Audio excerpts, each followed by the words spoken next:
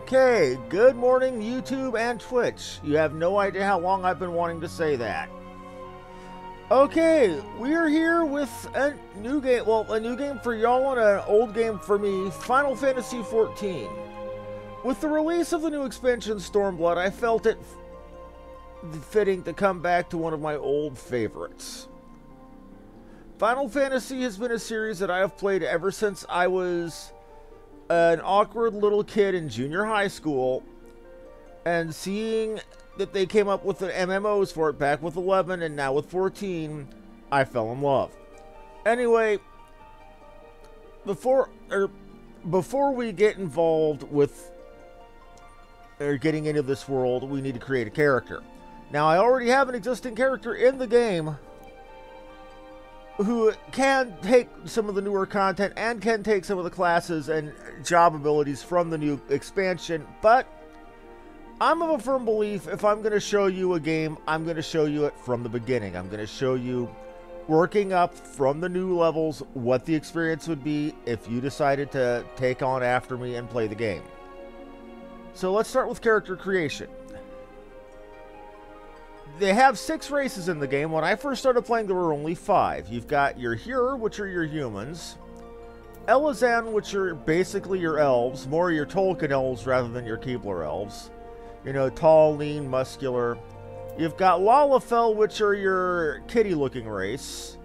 Though they can be just as powerful in combat as any human. They may look small and cute, but they're still got the minds of adults. You've got the Mikote, which are your furry race, your cat people race. You know, they live out in the desert. They're tribal hunters and so on and so forth. Where Elizan are creatures of the Twelveswood, etc., etc. You know, Tolkien-y crap. You've got the Rogadin, which are the token big race. The Rogadin, their whole hat is that they are big and that they are burly. Though again, you're really, when you're looking for your character creation here, are looking for aesthetics. Because at endgame, with the gear you get at endgame, your race really doesn't matter. This is more about how you look. They even have the big, tough, tall female Rogadin as well. I think that might be Rogadin, but though that does look heavily Welsh. Okay. That being said, they're mostly known for being nautical, being privateers, full-on pirates, and so forth. Then you've got the Ora, or Aura, or however it's pronounced. They're dragon people, basically. You got the big, tall, muscular men with the horns and the very imposing scales all over them. Then you have the little tiny, cute female characters with the little tiny, cute horns. Now, I'll level with you. I'm going to play a female character because if you're going to be looking at a character's posterior, you know, at their butt for a long time, I want it to be one that's cute. Okay.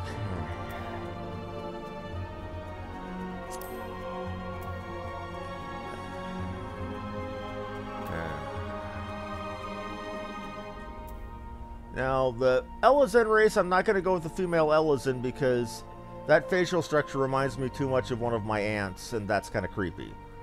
The Lalafell, just no. I would feel too creepy playing a character that small.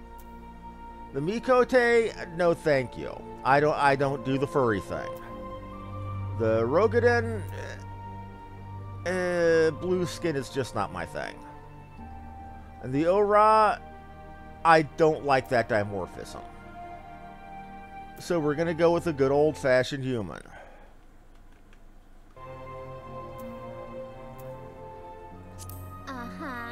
Now, you'll notice there's some subtle stat variances between, you know, from the clan, as it were. There's 2 different, to back up just a little bit.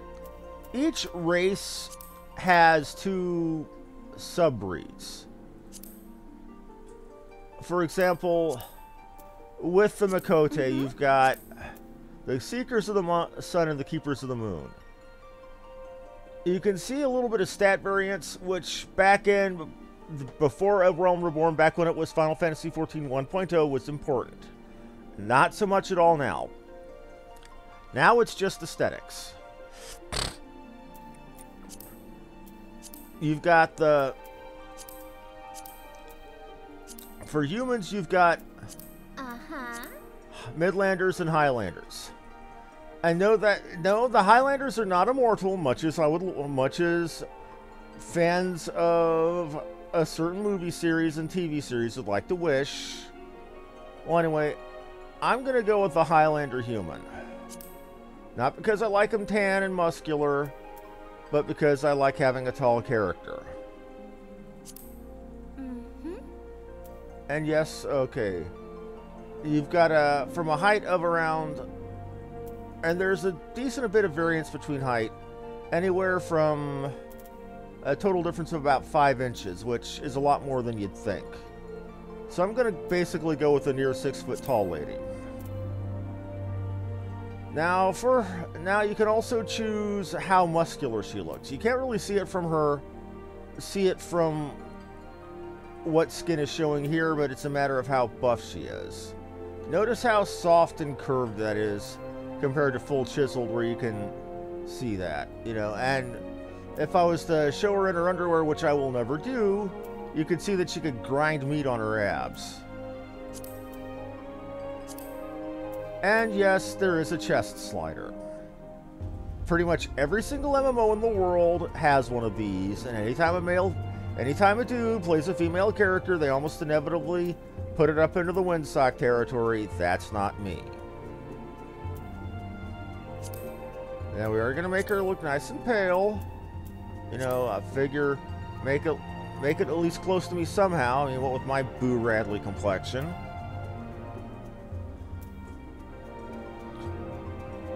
A combination of hair and dreads. Are you kidding? Oh no, those are more ringlets than dreads.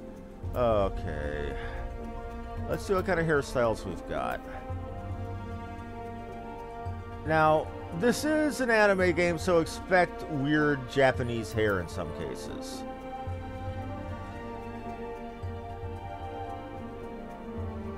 Like that.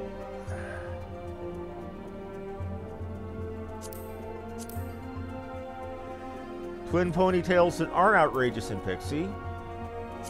Decent looking dreads. Got the classic kindergarten rich girl ringlets. You've got the, oh my god. The scary thing is, I've seen pictures of guys in Japan wearing their hair like that.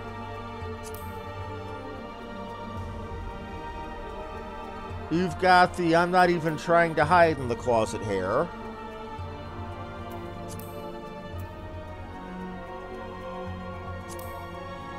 I'm gonna go with a classic, yeah. That's good. Let's work on the hair color. Give her a good blonde with...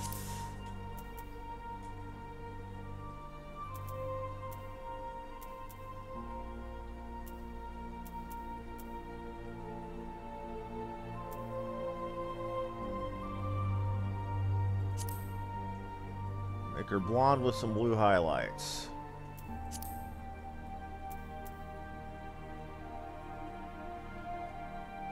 I know that seems like I'm putting a lot of work into how a character looks, but believe me, to me this is important because this is the same character you're going to be staring at for months. So I want it at least to look good. That'll do. Now for Joe, we can have her... Okay.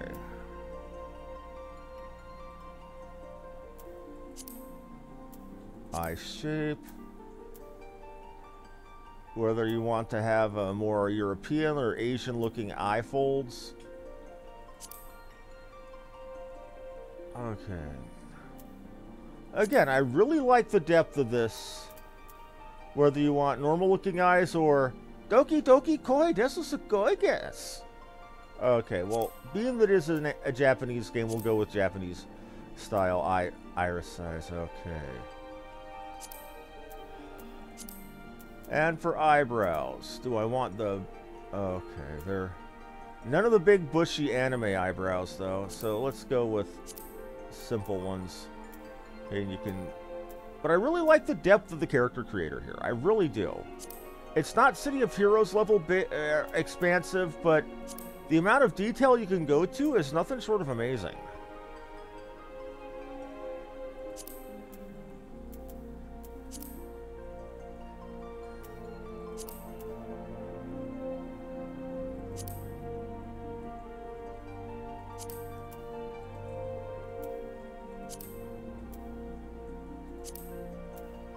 Okay.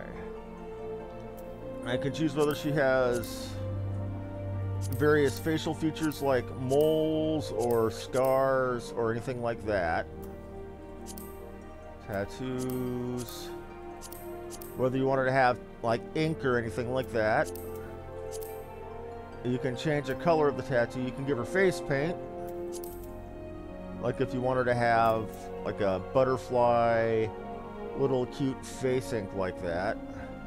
Whether you want her to have the anime Buddhist Krillin dots. Whether you want to give her freckles. You can even make her bright green freckles if you want.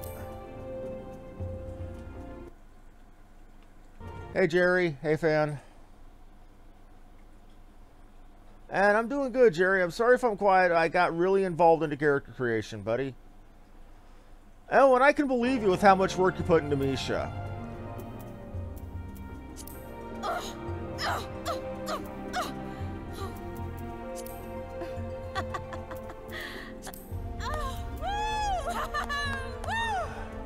They even have about 12 different...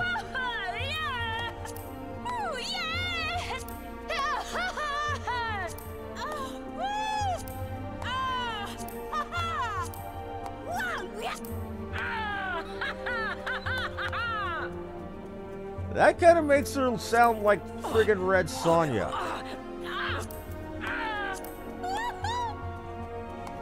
What the hell was that?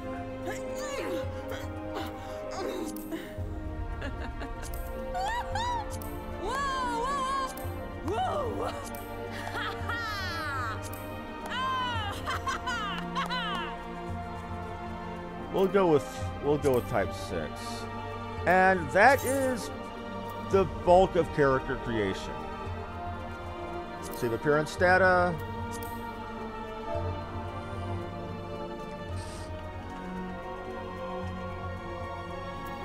Okay, data saved. Now you get to pick the character's birth date. Again, this is entirely fluff. This has absolutely no bearing on the character whatsoever. Back in the day, it used to. Of course, that was a long time ago.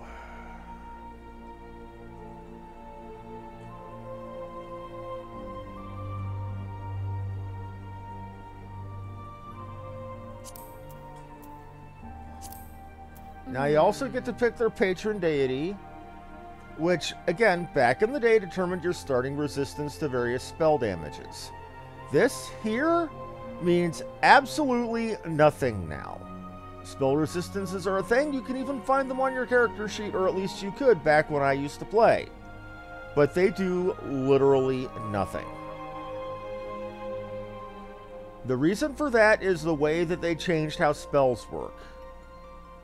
For example, mages or thaumaturges and black mages build up to do a lot of damage with fire, and then they start casting ice to build up their regen and lower their damage so they can get their mana back. If you were to nerf the damage of... If you were to give something almost extreme resistance to ice or fire, then a thaumaturge would not be able to do their thing. Now that said, this again is entirely for fluff.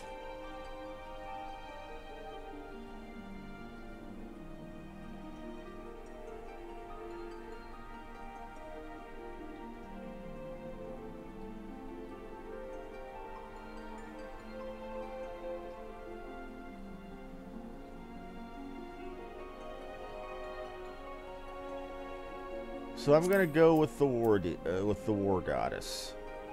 And yes, a goddess of war. Tells you a little bit about this world when the warlike one is the woman. Now you pick your starting class.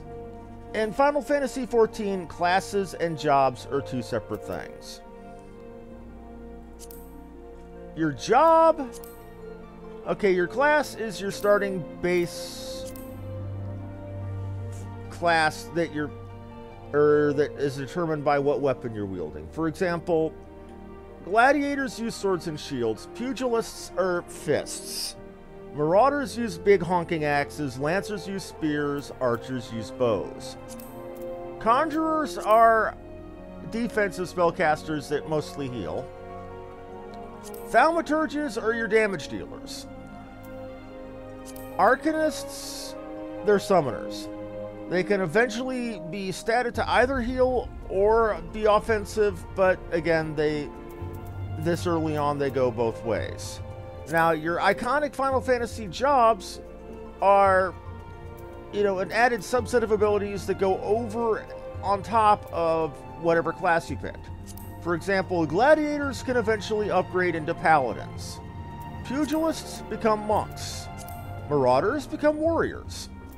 Lancers become dragoons. Archers, for whatever fucked up reason, become bards.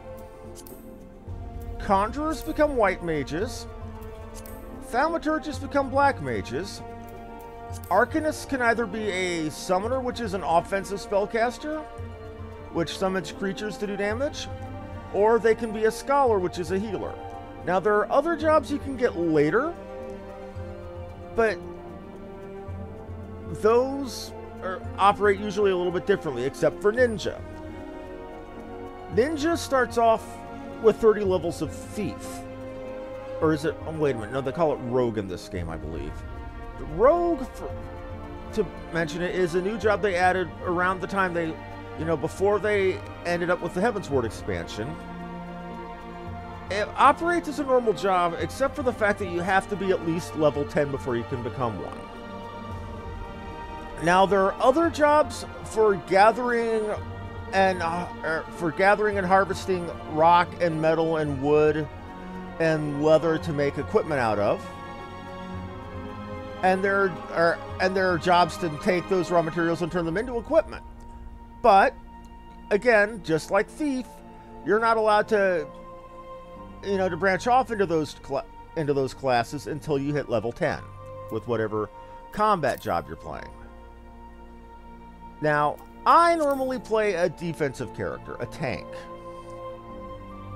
For me, that usually means either playing a gladiator, which will become a paladin, or a marauder, which becomes a warrior.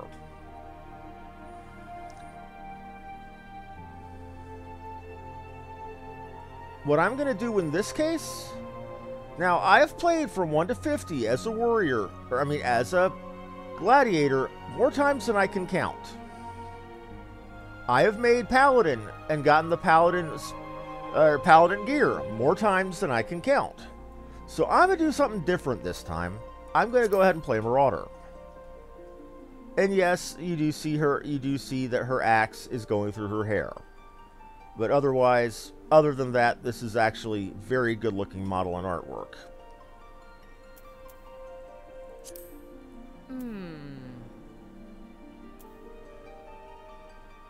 I don't want to play on Marlboro. I'm gonna try making on Excalibur, but I doubt they'll let me put her there. Maybe because I already have a character on Excalibur. Now, because I already have a character on Excalibur called a Billy Baldwin, I'm going to go with the extended term. Billy Baldwin, for people who don't know my history in gaming, is the name that I make all of my warrior female characters in all the video games that I play. So far, I've ran Billy Baldwin through Mass Effect. I've ran her through Baldur's Gate on this channel. I've ran her through quite a few games.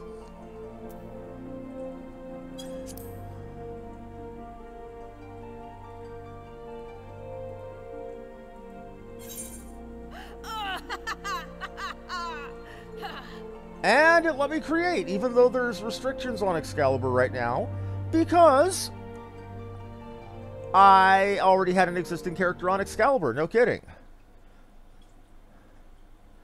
Yes, Jerry, this game is online only. You do have to pay a subscription.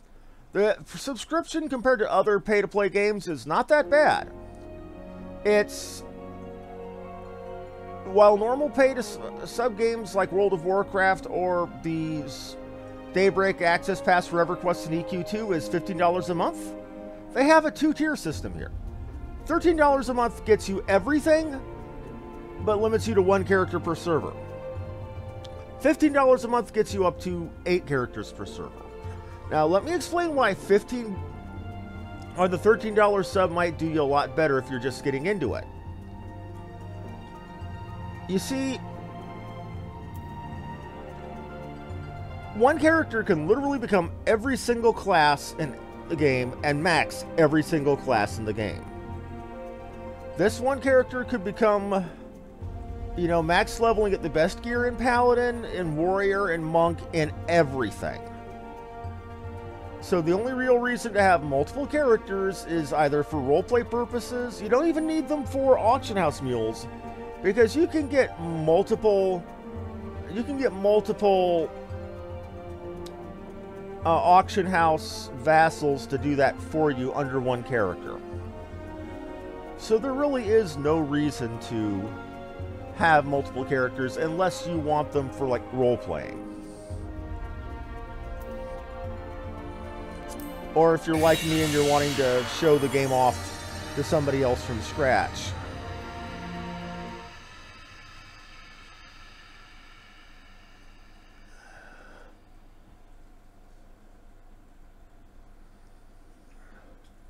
Now, I'm going to be a little bit quiet here because there is a cutscene about to happen that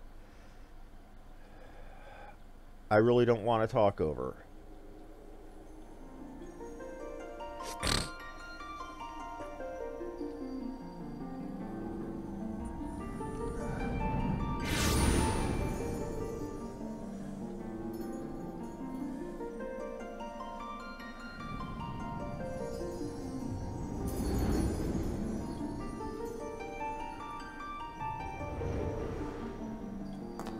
Here.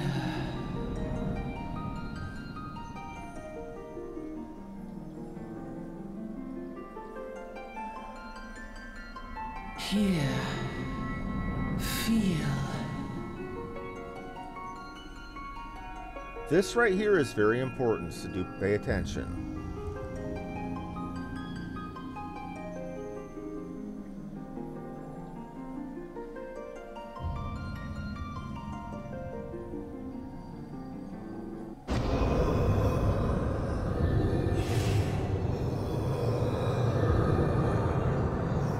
If you haven't played Final Fantasy XIV before, pay attention to this character. If you have, then suddenly this cutscene takes a lot more significance. Now, don't it? Fan, please, no spoilers.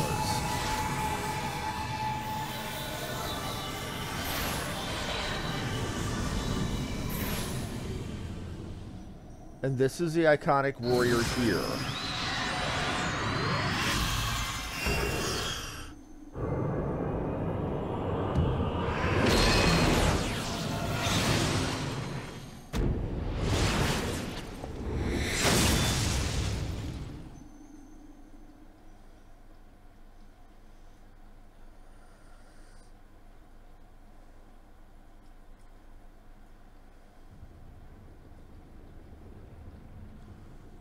Okay. Okay, a voice asking if I'm alright.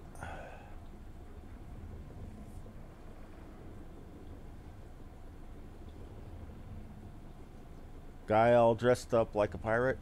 Were you moaning in your sleep and sweating buckets beside, rolling to the ship, got your stomach churning, has it? Wait a minute. I'm gonna see if you can read this. I don't want to see something. Yeah, you can read that clear as a bell. Hey, Tim. And I'm not so much a new person playing. I've played this game before, buddy. I've actually used to do endgame rating back in 2.0. I used to maintain like Titan or the extreme for Titan and hard mode and such. But again, it's been so long that the highest level of content I used to do was Crystal Tower and Binding Coil of Bahamut back 5 years ago. So I'm basically coming in with the clean slate right now. It doesn't... Okay, the Aether, I reckon. Some are more sensitive to others. We ain't too far from Vilbrand now, which is chock full of Aetherites. No need to fret, though.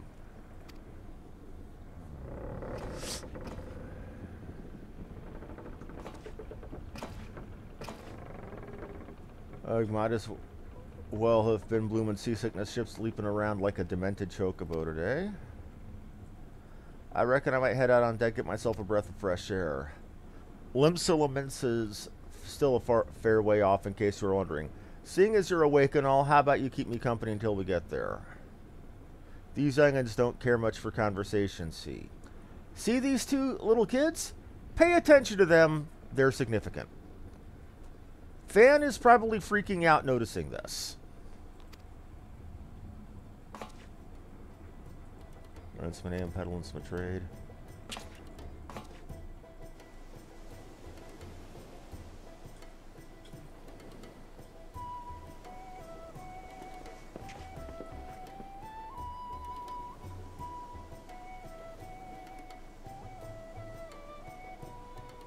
Say what you will.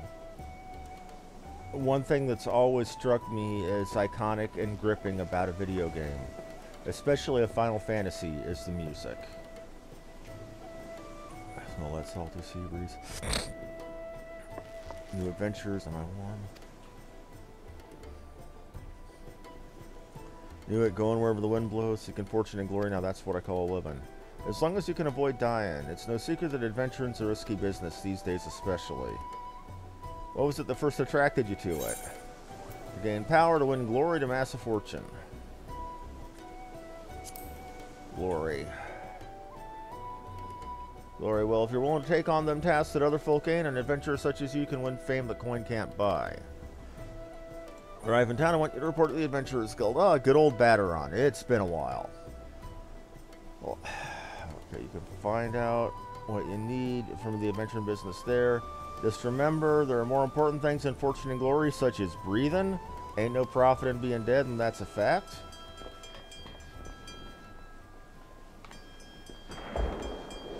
That don't sound good.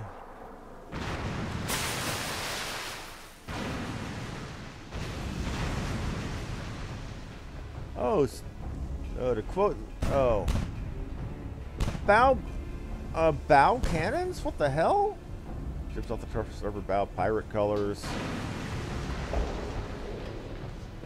Pirates, bloody hells. Have you no sense, get below.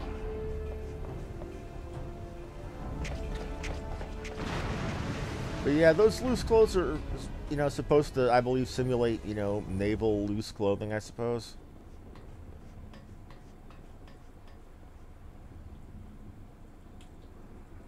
Well, coming to pirates firing on a ship flying Laments colors.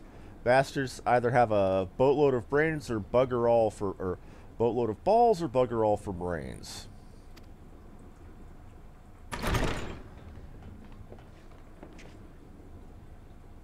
Your friends who made it out of cannon range and the Buccaneers.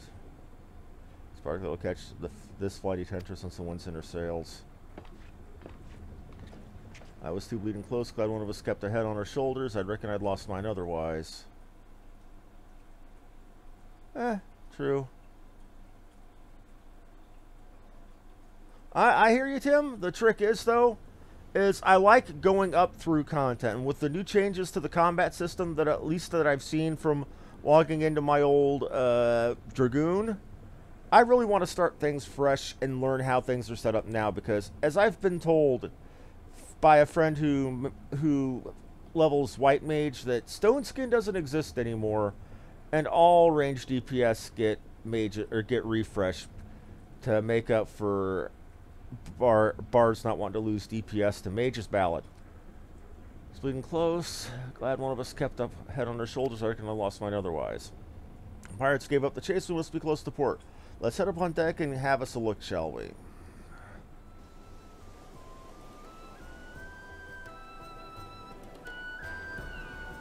Now, again, I'm reading for the benefit of people who don't necessarily watch so much as listen. And for family who sometimes watch who have really poor vision and can't read. That's my first trip to Limsa? Why, yes it is. Well, at least with this character. This journey itinerant, the ins and outs of your destination. Limsa prides itself on being Eorzea's foremost naval power. And that's the truth. While Gridania is led by a religious seer, and Ul'dah, as I remember, is led by a sultana, which is basically a queen, Limsa Lominsa is led by an admiral. That's most full current.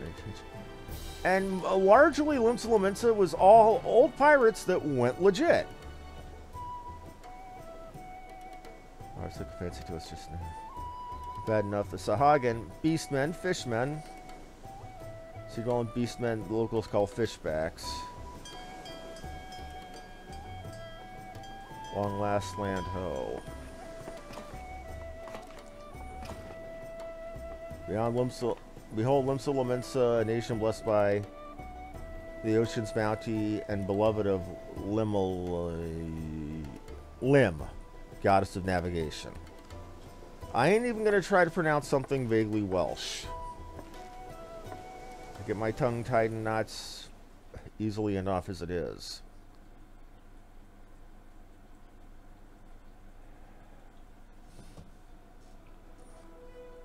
On a windswept isle in the southwestern corner of the realm, amidst the roiling waves of the Rotunnel Sea, lies the maritime city-state of Limsa Lominsa.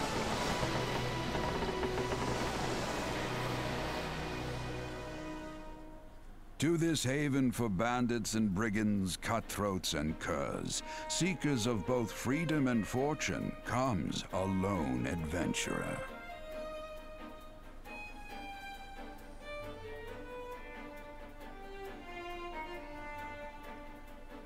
Lone yet not alone, for the hero's arrival has drawn the gaze of the nation's patron deity, Lim Lane.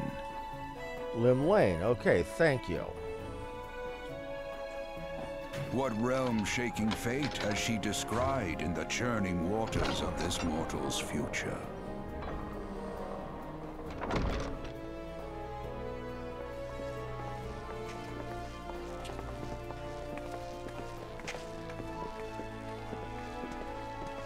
And why do I already have what looks like a choker on? Those are usually level 8 gear, I would think, unless they give free... Okay, this is where we part ways last. I've offered to markets to deliver my wares. High road for me. I want you to have this by way of thanks for saving me arse earlier. Again, notice those two little kids with the long braids. They come into major play later on in the main story. Oh, your name. Well, here's the idea.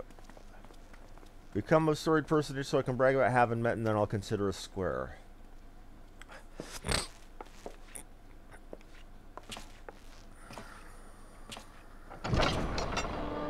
Through peril and hardship, discovery and triumph, may the navigator guide this brave soul on her life's voyage.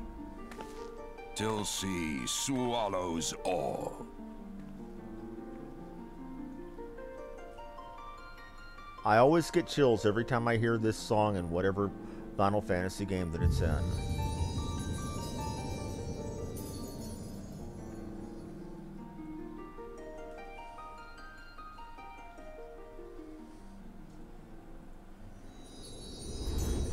Okay. Let's see what's about to happen here. But welcome to Limsa Lominsa, one of the 3 major city-states in Eorzea. At least one of the 3 ones you can start in. Okay, the 3 starting cities essentially are Limsa Lominsa, the the maritime city. You've got Olda, which is the jewel in the sands. You know, not so much full-on Arabian Nights, but it's ruled by its mineral wealth. Money is king there. Then you've got Gridania, the city in the woods. They're very, very in touch with nature, very rustic, very, well, yeah. Hey, you there. Yeah, I mean, this is my district. I'm making my business to know all the scum that washes up in it. Calling me scum? Okay. Venture fresh off the boat, is it? Well then. Allow one of Limsa Lominsa's finest to set you on the right path. Hop to at last, I haven't got all day.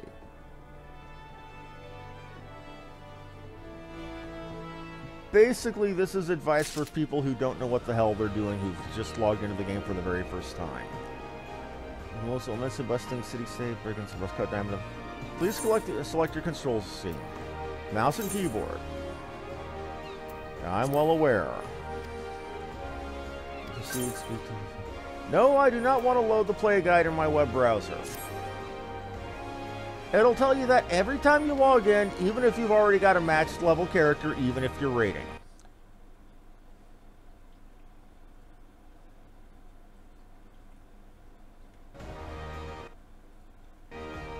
Okay, now let's check my gear. As you can see, I start off with a big two-handed axe.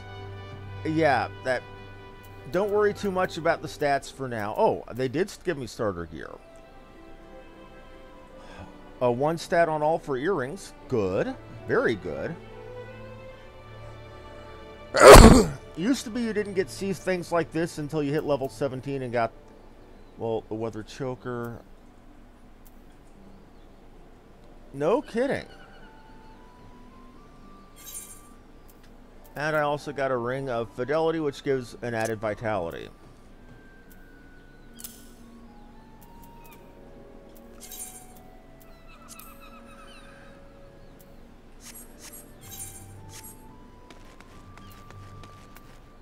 Initiating quests. Yeah, that tells you how to actually do quests there. Basically, you just right-click on the person who's got this over their head, and he'll tell you, it'll give a summary here.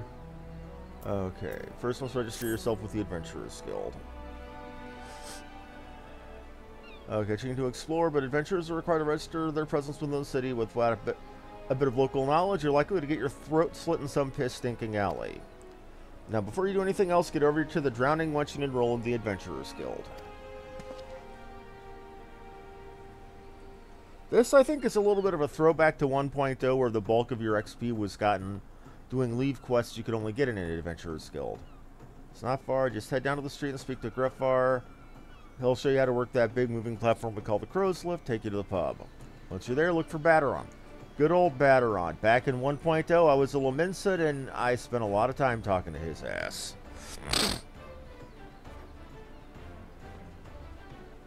Curse like an old sodden sailor, but a man's got a soft spot for wide-eyed newcomers like you. Got all that? Now run along and may the navigator guide you on your journey. You have begun a quest. Use a duty list to help you complete your task. Okay. Speak to Greffar on the clothes list.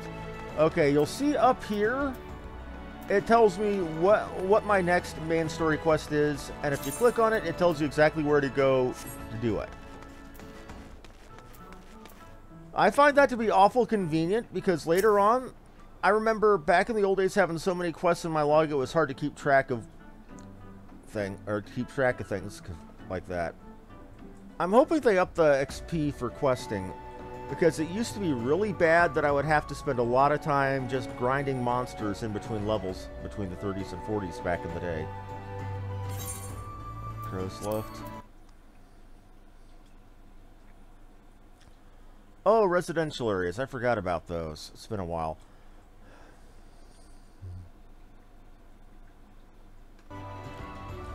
Okay, and here is Baderon. You'll notice on the minimap you could see the green arrow before I even got to him. If I was far enough away, it'd show on the edge of it where the green arrow was.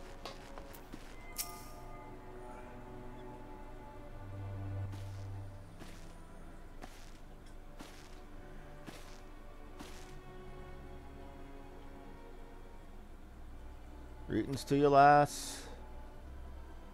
What'll it be? But you aren't here for the drink. You've come with a mind to try your hand at adventuring. We've no shortage of work here. Name's Baderon, and this most hospitable of hostelries is the Drowning Wench. It is the home of the Adventurers Guild here in Limsa. That's why they've got a desk specifically for handling guild business. So I seem to spend more time saving the necks of whelps like yourself more than wetting the throats of irregulars. Adventurers have a knack for finding trouble, you see. Not that they need it in these parts on account of there being trouble wherever you look. If you manage to steer clear of the fishbacks and the kobolds outside the city, the pirates inside will get you instead. And if they don't manage, there's always the Garlean Empire to finish the job. The Garlean Empire are basically the ominous evil empire at the on the edge of things that's basically omnipresent in damn near every single Final Fantasy past, from 6 and on. Oh, no one knows what they're planning, but if they're planning anything, you can be sure it's to kill the lot of us. Town seems peaceful at a glance, but look again and you'll see a people living in fear of what tomorrow might bring. And who can blame them? After everything that's happened, Eorzea took a mighty blow during the calamity, and our homes aren't the only things that got wiped off the face by the assistance of that thrice-damned bastard of a dragon. The dragon they're referring to is Bahamut. I would have shown you the opening FMV to classic Final Fantasy XIV, except for the fact that the song that takes place, or that covered in that, is copyrighted 9 Ways to Sunday, and the explicit materials usage license for Final Fantasy XIV says, no use of answers. It took our bleeding memories too, and no one's been able to explain it in a way that makes an ounce of sense. None of the folks who saw it and lived to tell the tale seem to agree on how the tale actually goes. It's all foggy, like recollections of a hard night on the ale. You can imagine why people might fear for the future if they can't recall the past.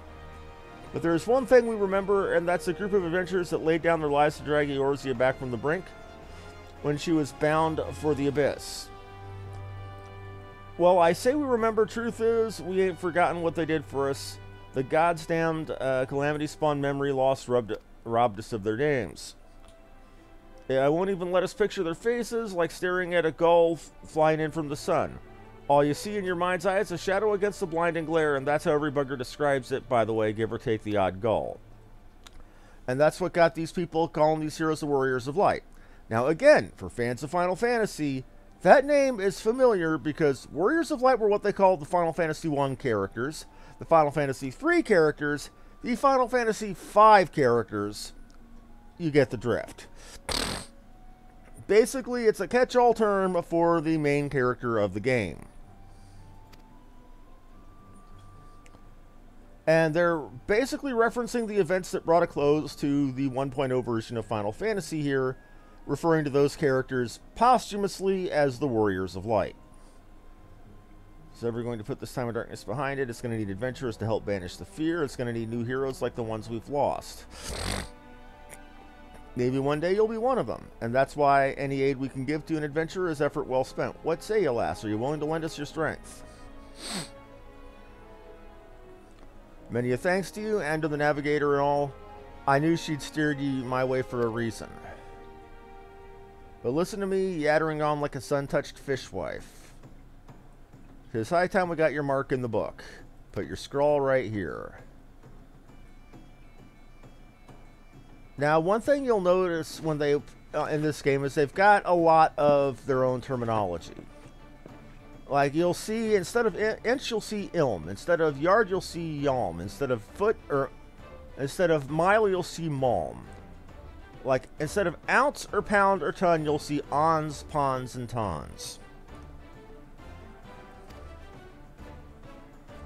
Instead of any way, you'll see any road.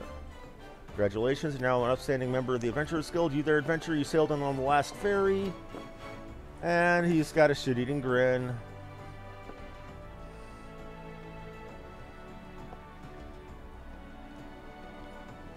Okay, and he's accusing me of being a pirate. Any of your friend's signals, are you? I just know you got the wrong lass. Fine upstanding lady is my dear departed grandma, sister's niece, cousin's closest. Oh, this lass wouldn't be caught dead fraternizing with such unsavory elements. Is that right? You sure aware of the recent kidnappings? Respectfully, we can't be too trusting of outsiders at a time when the loyalty of even our closest friends is in doubt.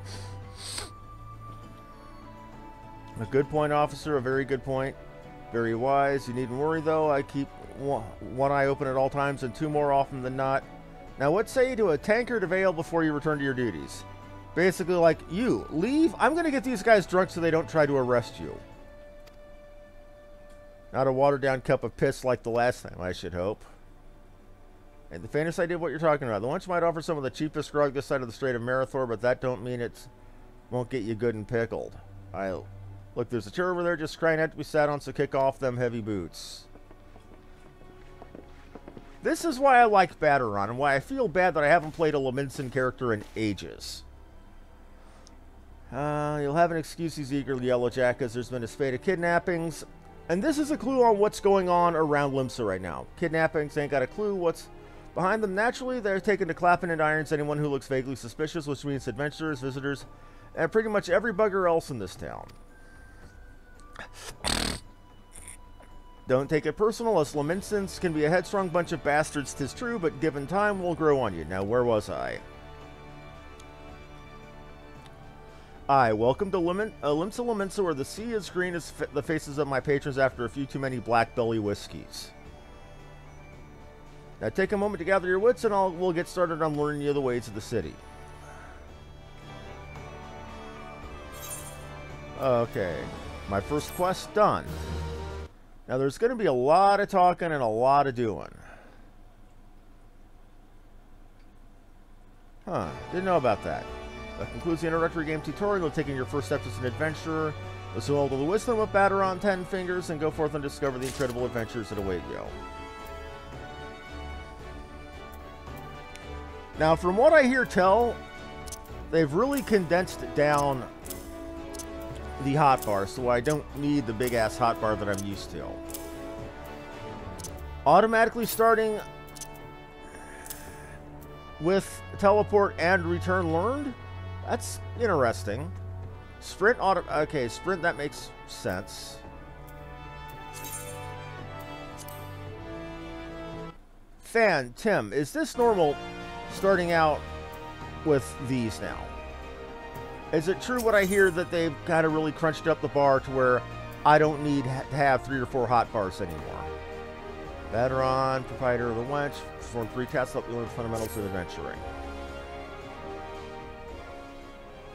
Right then, let's start you off nice and easy with 3 tasks that'll help you get used to life here in Limsa. Firstly, if you head to the floor and point your nose to the west, you'll get an eye full of the great glowing crystal in the middle of the courtyard. That's an aetheryte, a device that'll move you from one place to another in the blink of an eye.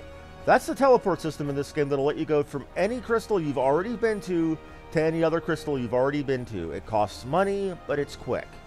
Faster than riding an airship. Have a chat with the Yellow Guard. On guard, and you'll be treated to a lecture on working the device. Before you go, remember to touch the thing. Strange as it sounds, it won't work until you have. Okay. Second on the list is a marketplace. You'll find weapons and armor and all your adventuring bits and pieces for sale in the district that lies beyond the aetheryte. Don't go throwing your gill around just yet. You'll get fleeced quicker than you can say, why is my corn purse so light? And a word to Welsh name goes here. He's the head of the Merchants League, by the way. Give him this old octant and he'll treat you well. Yes, instead of a sextant, they use an octant. Never heard of one before.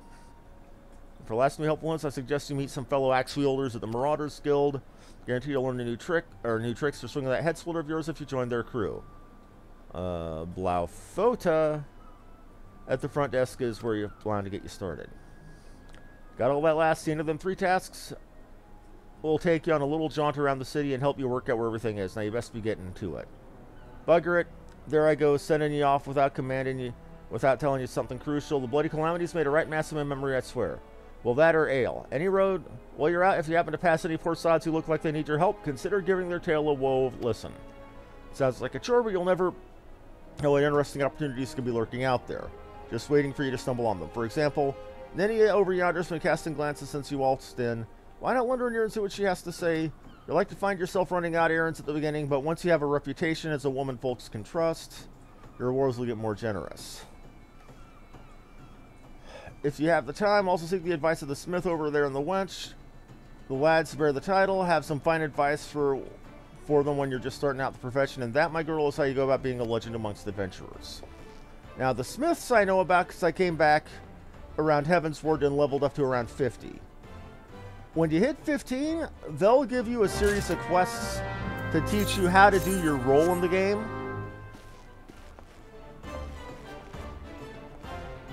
And if you complete the series of quests, you get a really good set of level 15 gear.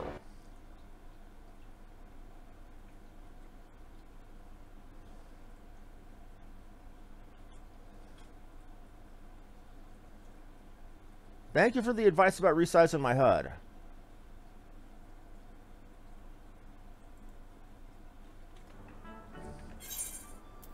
Now, where'd you say I could resize? Okay, character settings. Except this is in character settings.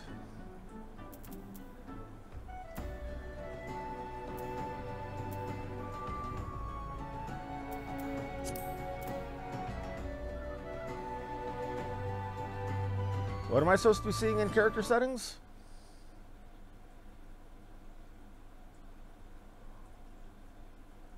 Oh, the quick bars. Quick bars are just fine for me. Not too small, not too large, and I can see them just well where they are, and they're not taking up too much space.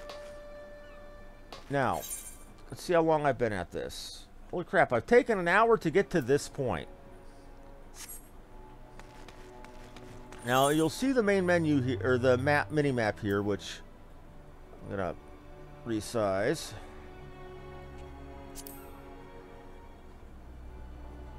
Just trying to remember a few things. Okay. First thing they wanted me to do was to go attune to the Aetherite. Let's go do that, shall we? Heading down so soon.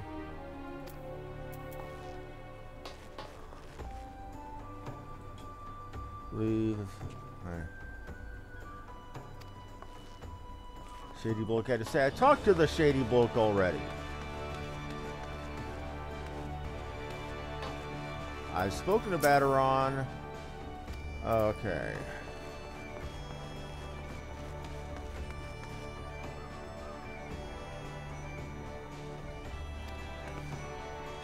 This is getting annoying. I don't want to talk to Nenia and take her quests. It's just for potions and XP. I'm wanting to save that quest for when I'm leveling an off job.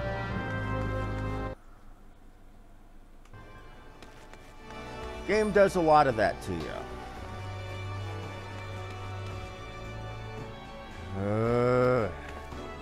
Okay, I will talk to everybody if you're going to force me to talk to everybody.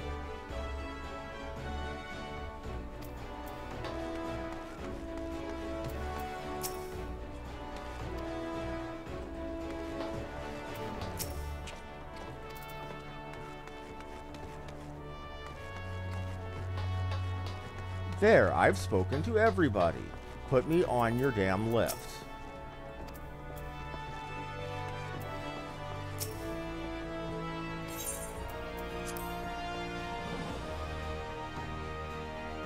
I don't understand that. That's...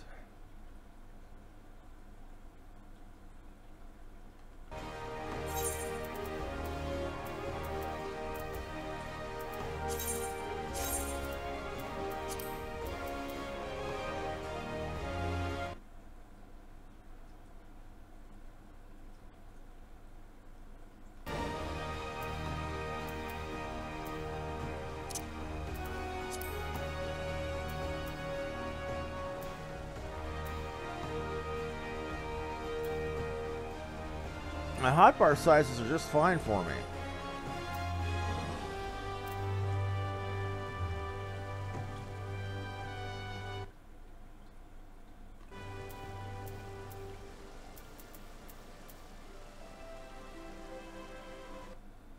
I should be head clicking on that shit.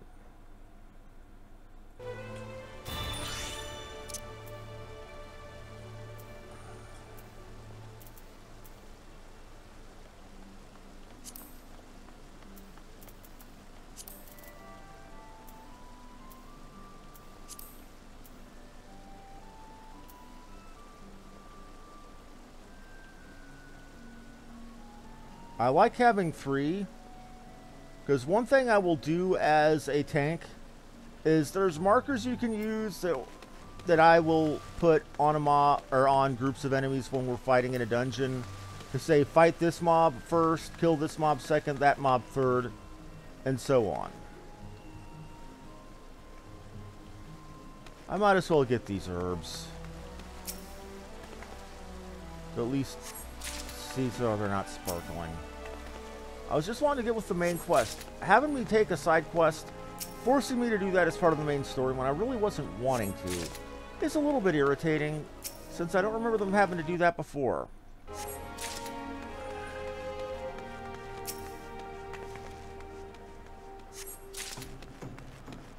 Now, while teleporting from the large crystals to each other can be very expensive, like 100 or 200 gil a pop, sometimes more, you can go from inside city to you can go from the many aetherites in each city to each other for free. In fact, that's good for saving you time getting around from one part of the town to another. Okay. Another office adventure. I've had around set more a few of your kind as of late. I'm Sundamal, one of the Yellow Jackets tasked with keeping the peace in the city. Also my charge to provide guidance in the use of this device. Fear not, I shall be brief. Aetherites are crystalline structures, tapping their ethereal energies. They're primarily used as a means of travel swiftly from one place to another. Turn and teleport, the most common transportation spells, make use of aetherites and their connection to the flow of the aether. And these devices are found in almost every corner of Eorzea. Any adventurer worthy of the name will just seek out and attune to each one. Once you've expanded your horizons beyond the walls of the city, you will soon find the acting of attunement as a matter of course. No need for unseemly haste. The aetherites found in each city will be sufficient for present, I assure you. If you should learn more about aetherites and transportation magic, I'll be here to answer your questions. Now I will be able to use return at any time that I'm out in the field to return here for free.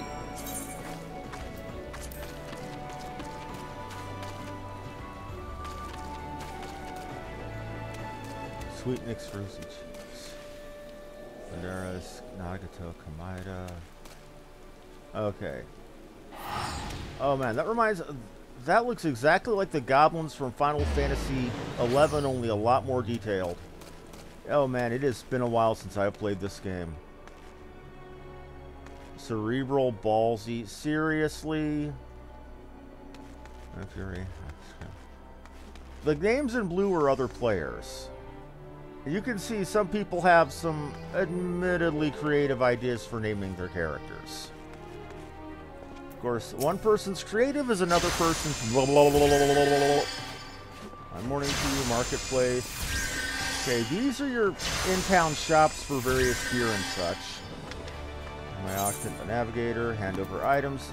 This quest is also to teach you how to hand over items to that you are getting for a quest to the person they're supposed to go to. It was a keepsake from my days as the ship captain. It will say, your good deed must be repaid. What better recompense than wisdom of the merchant? Okay.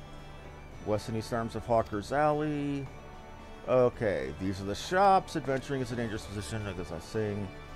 Tool of every martial discipline imaginable. Okay, within but a few steps are bazaars and apothecaries that will supply all your potion perishable needs. Range of wares including you become familiar with the type and price of goods offered by each stall. Basically, blah blah blah, here are the shops, blah blah blah, here are the shops.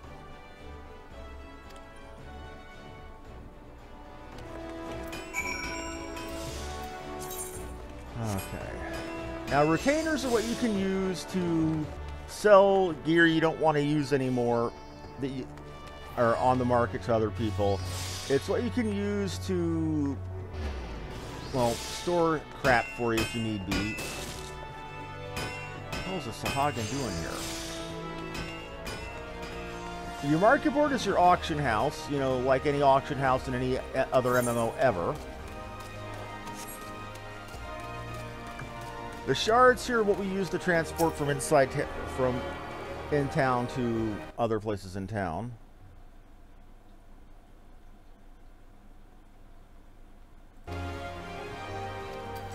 Now, the standard 3 hotbars are just fine for me, but thank you very much for the advice, Tim.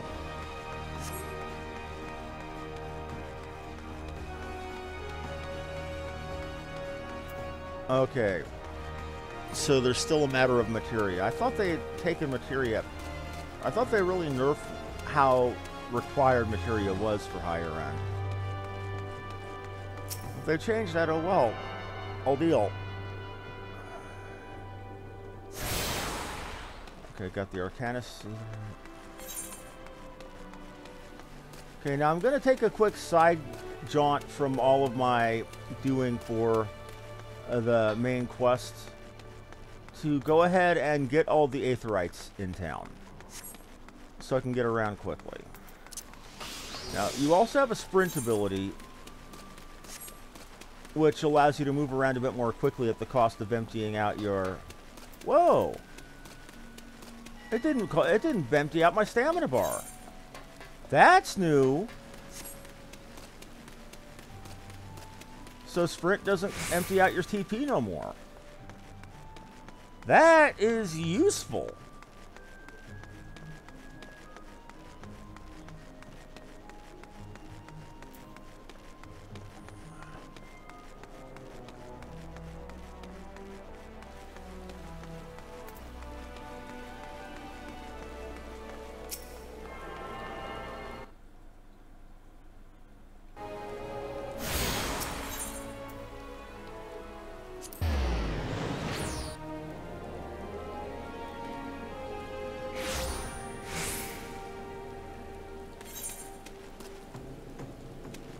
Got all the lower ones. Now time to go up and get the upper deck ones.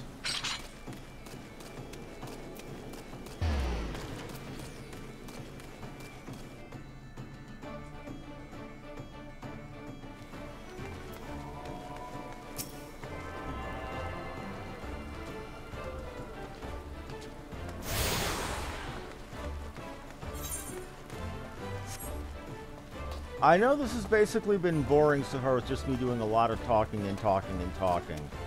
That's the downside of a new MMO, or starting an MMO fresh, is they give you so much information and so much data, not to mention the time it takes to create your character.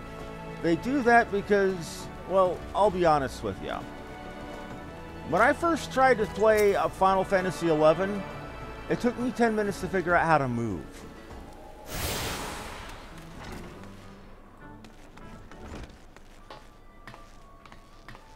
Okay. Guild Receptionist. You're curious about the Marauder's skill. An extra swinging needs 2 hands at the haft and has a blade that makes short work of a galley's mast. That's the kind of weapon our members train with to use a deceptive swiftness and all too predictable force. Listen here and last, why don't I give you a short version of the guild's founded history and we can go from there. It all started with ships, you see. What do ships have to do with axes, you ask? Well, building them would be pretty bloody difficult without a sturdy tool to lop down trees for lumber. And since only the navigator herself knows when a ship will run afoul of a storm or worse, it makes sense for a cruise carpenter to carry an axe on board. Yes, it all started with shipbuilding and ship repair. What, am I boring you? As I was saying, any tool on a ship can become a weapon, and the axe was perfect for hooking yourself over the rail of an enemy vessel, letting loose in a whirl of steel, and generally laying waste to all about you.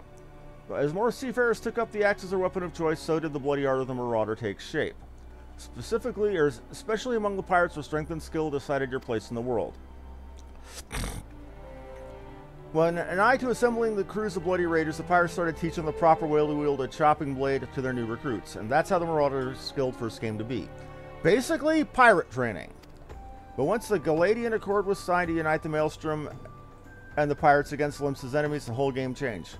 The Accord itself was a dismal failure, but the Marauder's Guild was never the same. It was taken over, restructured, and purged of its pirate elements, and reborn as an institution declared naught but the teaching of axe fighting. Members of the new Marauder's Guild weren't no greed-driven cutthroats. They were warriors that sought to use their martial prowess for the good of society. If mastering the axe is your heart's desire, you'll find no better arena to practice your swings. Think it over, let me know if you fancy joining our ranks. I'll have a feeling I'll be seeing more of you soon, lass. Basically, axe for the Marauders, yes. Simple. You know how to speak the axe master himself. Sounds simple. I've seen folks slink out the door rather than put themselves in the path of that unnerving glare. That's a bloke right there in the middle of the room. Wearing Zone's his name. Put some steel in your spine, look him straight in the eye, and when you talk to him, good fortune. So basically, they started this pirate training, which eventually developed into an actual martial art about how to whack things really hard with an axe.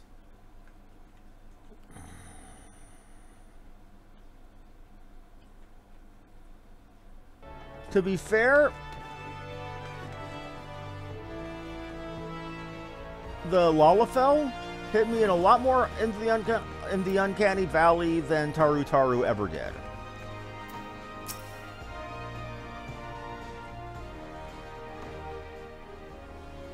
Yes, I am wearing Zoan, Axe Master they call me. Not the most imaginative titles, but once you not underestimate the value of directness, I welcome your interest in our guild. The art of the Marauder is to use to rend, cleave, and to destroy. It is not our way to simply outfight our enemies. We seek to overwhelm them. A Marauder must be the most powerful and enduring presence on the battlefield. We must account for the most enemies defeated. Our role in combat is that of a steel whirlwind, dealing death and destruction without equal. No doubt, the question has already been put to you by Blathota, but once more I challenge your commitment. Are you prepared for the bloody carnage that awaits an initiate of the Marauders Guild? Am I prepared for carnage? Yes. I'll name it. Tend me well. Hold fast to this moment of dedication. The path of the Marauder is a jagged and perilous one. The blood that spills at your feet will oftentimes be your own. You stand now as a student of the axe. Let us waste no time in testing the edge of your chosen weapon. You shall wade straight away into combat as befits a novice of our discipline. Go forth and slay the bleeding, scurrying, and crawling pests that plague the outskirts of Limsa Lominsa. Lost lambs, wharf rats, and little ladybugs shall be your piteous adversaries this day. Return to me once 3 of each creature have fallen to your blade. Yes. No shit. For training on how to use a great axe, I've been told to go out and kill bugs.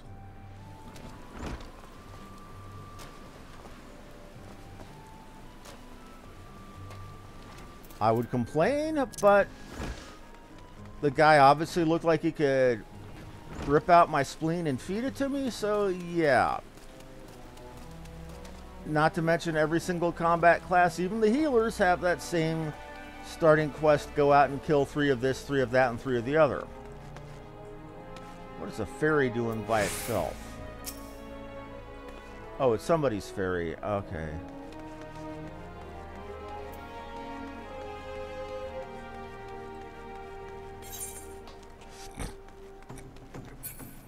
Okay, we've got one last one to hit, and that should be it. And this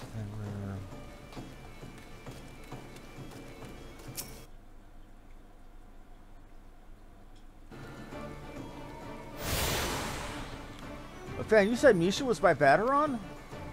One moment. Okay, now in getting all of them, I also unlocked 2 bonus Aetherites, which are basically teleports, or 3 rather. One to the airship, one to each of the gates out of town to speed up the travel.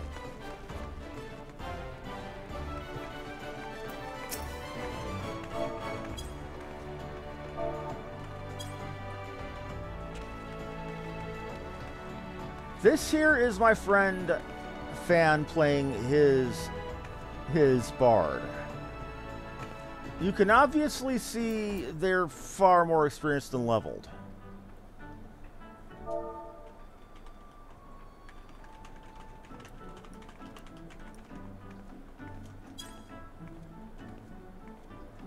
I'm gonna ask him if he can get me into his free company that he's in.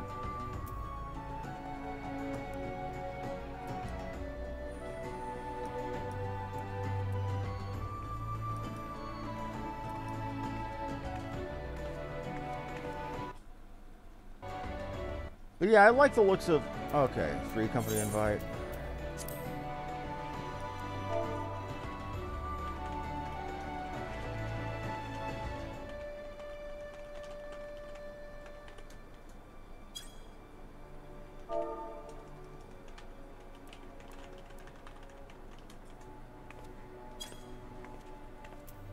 Okay. Free companies are like guilds in other games. You know, they're a group of people to do, you know, content with. They're people to chat and shoot the bull with. And Final Fantasy XIV specifically, though, they also have an added benefit that you can have 2 job actions or 2 guild actions going on at once.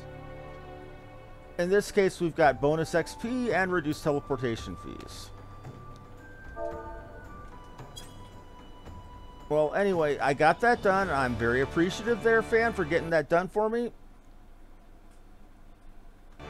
I am going to go kill my bugs now. And while you're making a point there, Tim, the problem is a big, massive, fuck-off two-handed axe to kill bugs. If a person is that much of a novice that they're needing to go kill little tiny things like that with a great axe, they're just as likely to chop off their own foot. I also got to go kill sheep with the thing, too.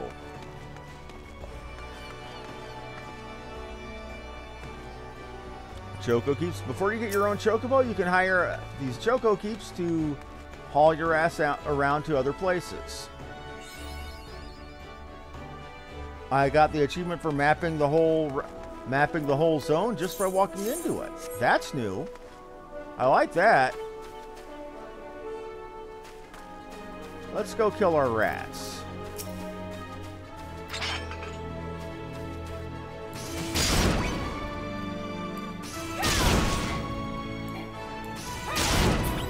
That's less a rat and more a friggin' ROUS. You know, rodents of unusual size.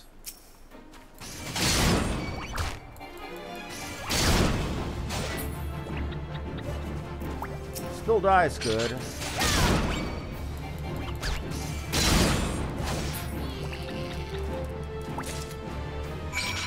Let's go find our lambs and our bugs. We got our lambs and our bugs right next to each other. You'll notice if you kill monsters at the same level, you get a chain XP bonus for it.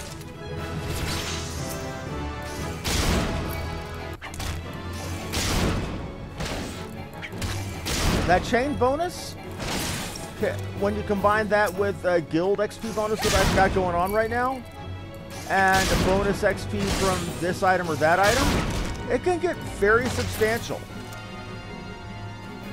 Speaking of which, I need to go do some claiming.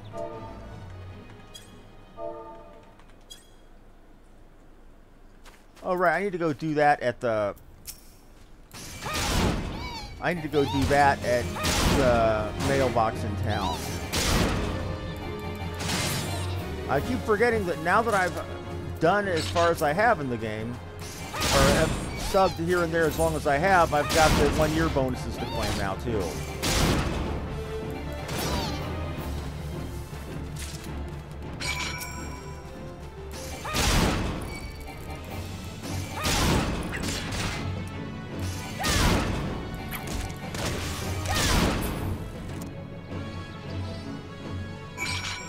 And there's the killing. And the bugs aren't actual little tiny insects so much as they are overgrown bugs.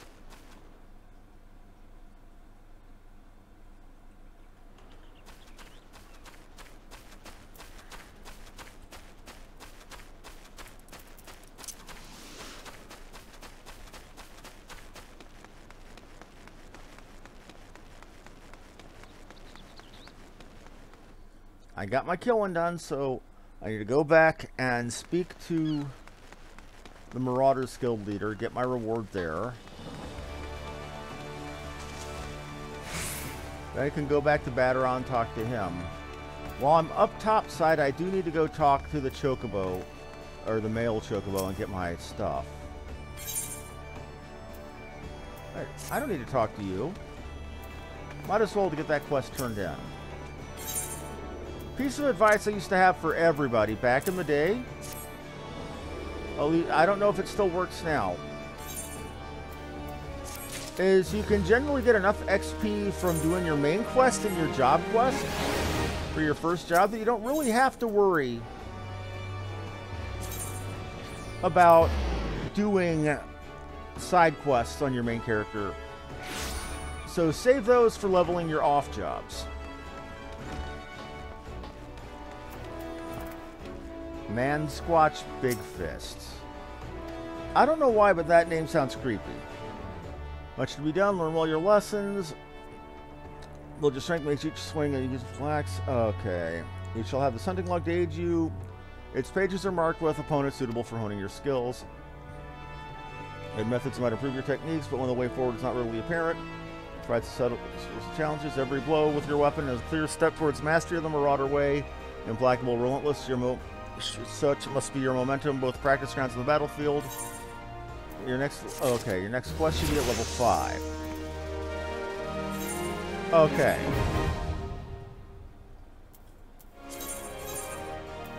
Now, each of your classes and later your jobs when you upgrade to them give you upgrade ability, or give you quests rather every 5 levels. That's, you know, pertinent to the story for that guild.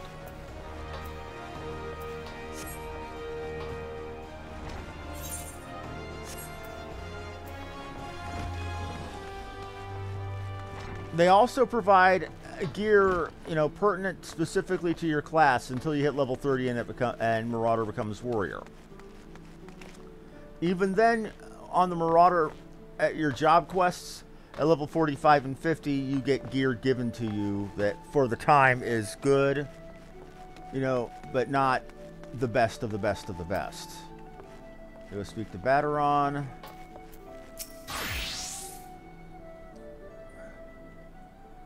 Okay, well, let me know until you're drawn around the city. I don't mean to base yourself in Limsa. That won't be the last time you visit these 3 places. Now you got some idea of what's here, you can start exploring the rest of the town.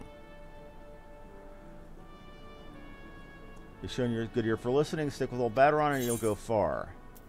Hey, free XP.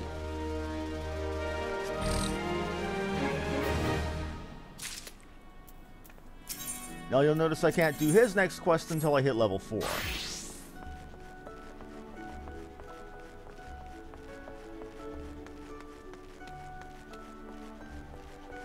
You notice they have a natural day-night cycle. And is that not a beautiful sky? Let's find that male chocobo. It was up here somewhere.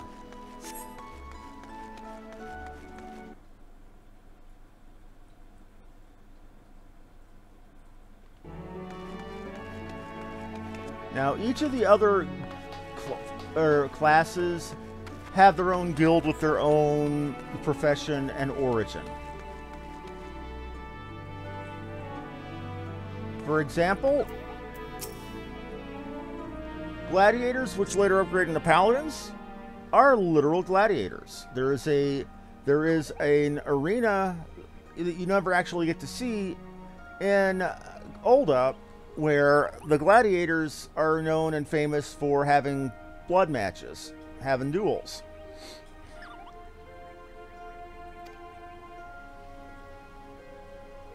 Pugilists, they're famous for a character in ancient history who came to Ul'dah to fight the gladiators in the duels with her bare hands and won more often than not.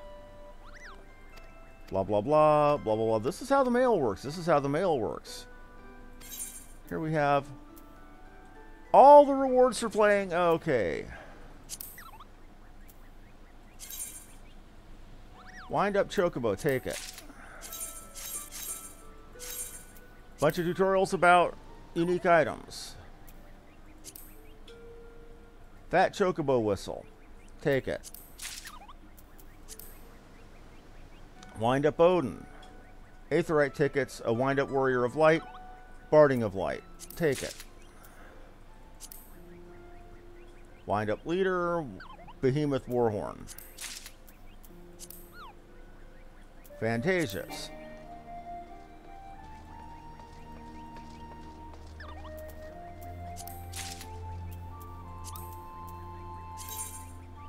Okay, but Minion of Light, Black Mage Barding. That's, you know, fashion gear for your Chocobo. Little Resonator and a BDI. Alright. So I've got quite a few free mounts right now, which I can't use because until you get your first Chocobo given to you, all the other stuff that you've gotten for veteran rewards, you simply cannot use. Black Chocobo chick. Oh, and Cascadier uniforms, okay. So I can go get my character a bikini if I want it. Fantasias are basically free makeup. Allow you to completely remake your character's race and class, or race and look. A curl bell, so I can have a curl mount. Behemoth Barding. A baby Behemoth minion. And a Helm of Life. This is going to be important. This is going to make my leveling it earlier stuff insane. Actually, put that on. I look like a dork. But that's going to give me 20% bonus XP.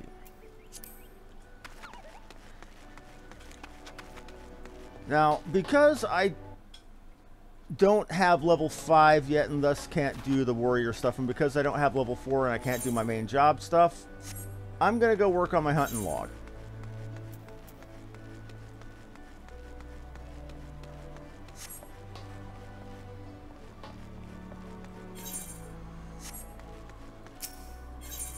And as I said, when I got all the Aetherites for Lim Solomensa, it gave me quick teleports to each of the gates as well.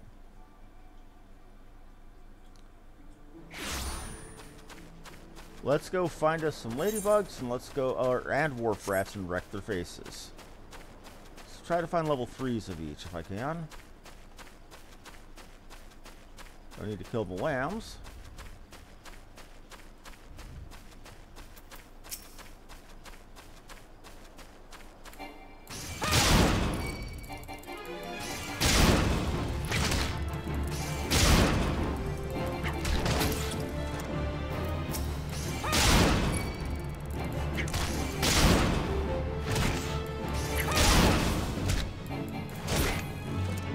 Handled. I need to find another ladybug. Now the hunting log, for reference, whenever you finish out the quota for the log, it gives you a bit of bonus XP. Doesn't look like much, but it does help speed leveling along a little bit.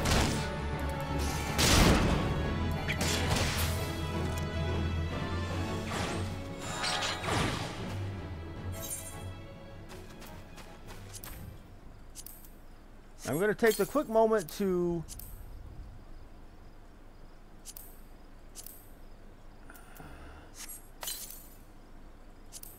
use all of the free stuff I have, or the gimme stuff, and get it out of my inventory so it's not taking up space.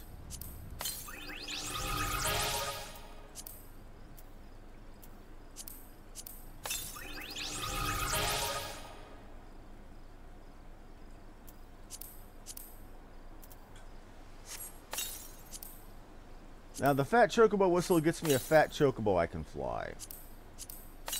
The Behemoth Horn gets me a Behemoth Mount.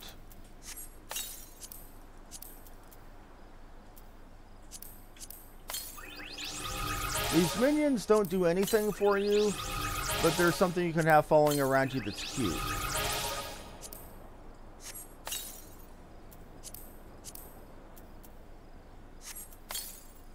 I'm probably gonna... okay. And something else to be mentioned. There is such a thing as food items in the game. What food does for you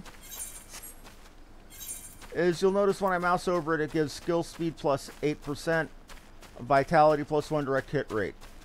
Basically, what food can do for you is give you a temporary boost to certain stats based on the level and type of food. It doesn't seem like much to start, but it can be substantial.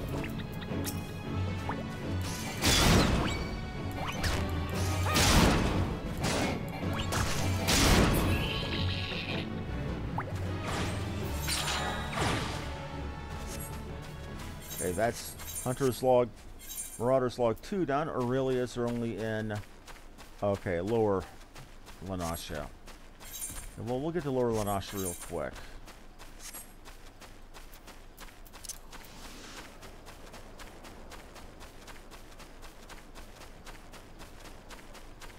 But look, even at high settings, how smooth this game is.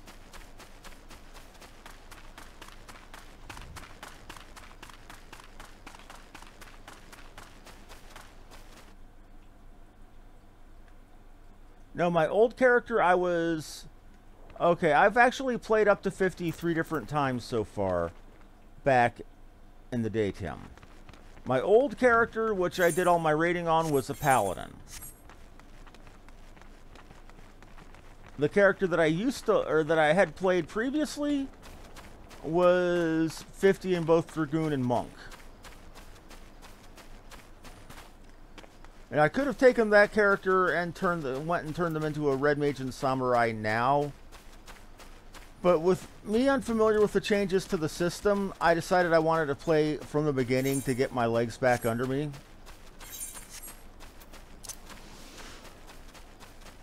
And also to show the story to people.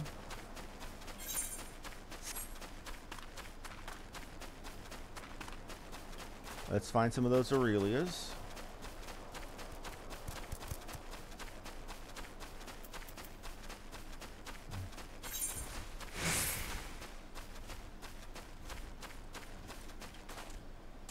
More dodos. Oh, the Aurelia. Okay. Looks like I'm going to get to introduce you to the Fate system at this rate. I can get down there fast enough. Fates. It's short for Full Active Time Event. Basically what it is group quests that happen spontaneously on the map. In a certain area, there's a, something ends up needing done. In this case, it's going to be toads needing killed.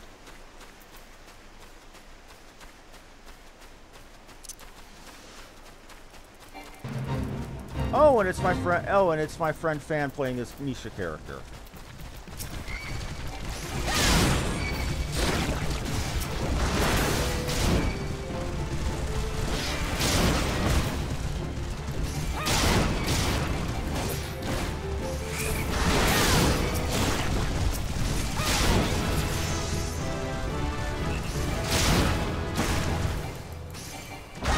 Now at level 4, I get to introduce you to combos.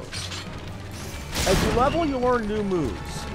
For melee characters, that usually means you get combos where one ability, which does a certain thing, when you chain it off to another, does something else entirely. Or does more damage. For example, my heavy swing attack chains into Skull Sunder. Skull Sunder normally does only 100 potency attack, but does 200 potency if you chain it off of heavy swing. It also does increased enmity. You see, while there are hard taunts in Final Fantasy 3 or for 14, there's also what are called, also what I consider soft taunting, where your attacks innately do more threat generation, more aggro generation, to bring the enemy to attack you instead of your squishier friends. Because just because you have all that heavy armor on in the world, by itself doesn't make the enemy more likely to attack you. They're going to attack the person who's doing the most damage to them, or is keeping the party alive.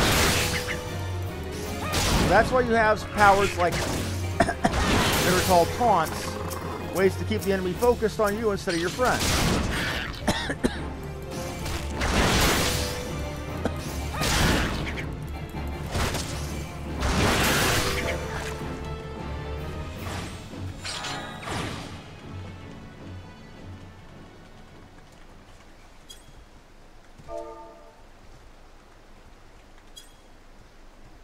Okay, it was good to actually fight by somebody that I know and trust in the game for a bit.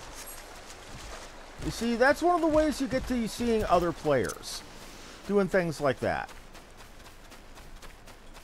And while you can innately play this game without ever being in a guild, without ever joining a group of other people, I mean, you can do all of the dungeons just by picking a random, you know, using the duty finder and finding a random group. And I admit, I'm a bit antisocial. I like the way the game just organically has you interacting with other players. You can if you want to, but you don't have to. And when you do, it's fun.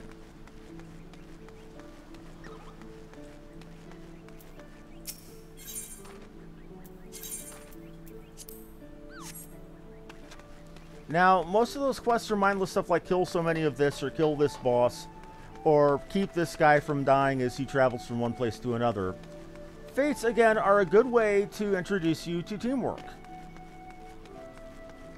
They're also a way, once you get into one of the grand companies, which we'll get to in another, or when we get there, they get you the grand company currency, which allows you to either get yourself promoted or buy stuff that you can only get at the grand company shop. Now that I'm level 4, let's see what Baderon has for me. He wants me to go lend a hand at Summerford Farms. So at Limsa, okay, how'd you fancy a trip outside the city walls? Like you to visit an orchard by the name of Summerford. Ever heard of the place? The owner, Staleworn, is an old mate of mine. He's got himself a crew of mostly reformed pirate types, if you can believe that, and he's trying to bring life back into the fields after the calamity ruined the soil. Mentioned needing another hand or two, and your name sprang to mind. Gave you a glowing recommendation, so make sure you work hard and impress the old bastard. You need directions, they aren't hard to find. Just take the Zephyr Gate out of the city and follow the road northeast. Okay. Yeah, you notice the little marks over people's heads. Those are jobs that I can get, you know, quests that I can get at my level, which I'm not going to do.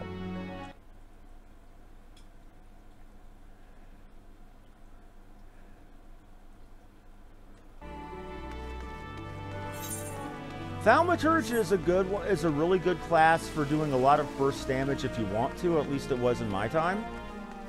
But I never really got the knack from shifting from the Astral Fire to Umbral Ice very well. You know, it's a good technique if you know how to do it, and I didn't. Okay, and I've got On the Lamb. Okay. Taking it to the streams. Well, while I'm here, I might as well help the person. It's not a person.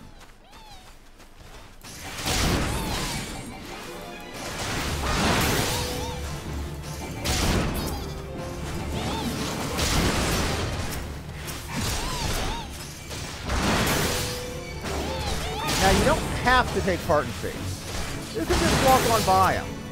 You know, give no shits.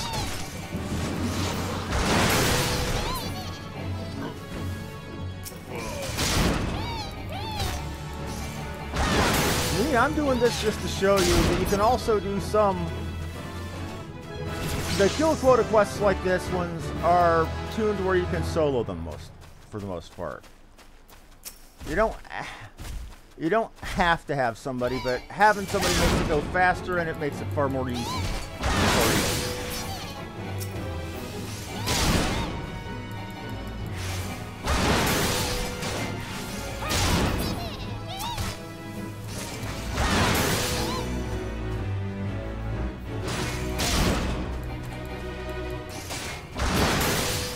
Notice the money I got from it is very pathetic.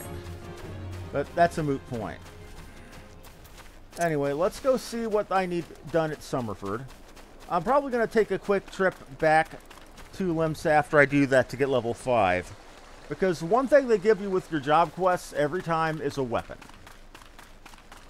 And I want something better than this old, dull, beaten up axe.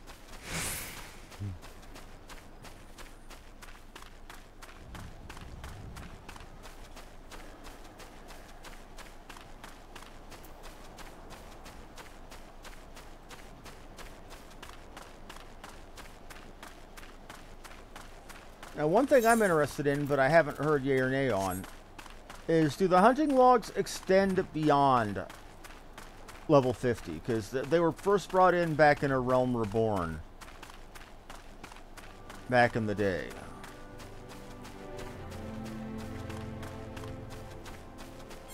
Oh, and there is an Aetheryte up here. Not really a very high priority Aetheryte, but an aetheryte nonetheless. I do believe there is a quest in the game, or an achievement in the game if you unlock all of them. I could be wrong there.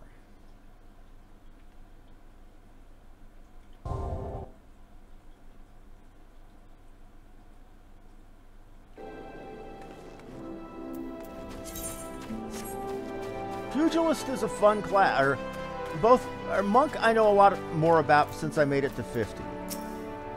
It's good, but the only thing I really didn't like about it was that it was very positional. You relied on having other people in the party, while you did most of your attacks from behind or from the side.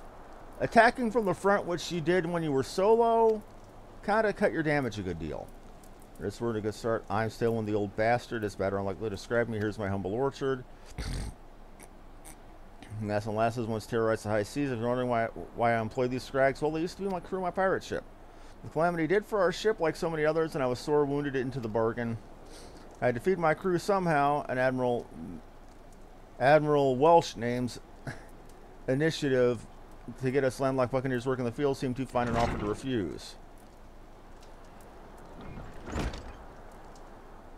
Now, if you're wondering why they call this the Helmet of Light, if you look at the concept art for the Warrior of Light, namely the default protagonist from Final Fantasy I that Yoshitaka Amano did back in the 80s, he had a helmet with horns like this in that color. Well, it turns out you can take the pirate away from the sea, but you can't take the sea away from the pirate. A lot of my blokes just never took to tending the soil. Unfortunately, the botanists I called in to train them have been wringing their hands in black despair with so much work piling up. I need a tougher soul like you to step in and help where it's needed. So basically, he needs me to go smack some sense into people. Now, a lot of times in the quest reward, you'll be given the option of gear or money. These bronze, or you'll see a lot of Allegan bronze pieces or copper pieces, or I'm sorry, tin pieces, bronze pieces, silver pieces, gold pieces. I think you can get platinum pieces from the job level boost. Yeah, that's another thing they've brought in with Stormblood is you can literally pay your way to level 60, pay your way to the story quest up to that point. I find it distasteful, but if that's what people need to get to the current content, that's what people need. Now, these boots give me more defense, less magic defense than the newbie boots. But one important thing they give me, the additional strength and dexterity. That'll improve my damage, and I don't know that Dex does anything for mages. Or for melee, okay. Physical range damage dealt by rogues. Well, I'm not a rogue. What do you give me next? I can get an axe from you, grimoire, or daggers. These are the main... Okay. For reference, the main jobs that you get are the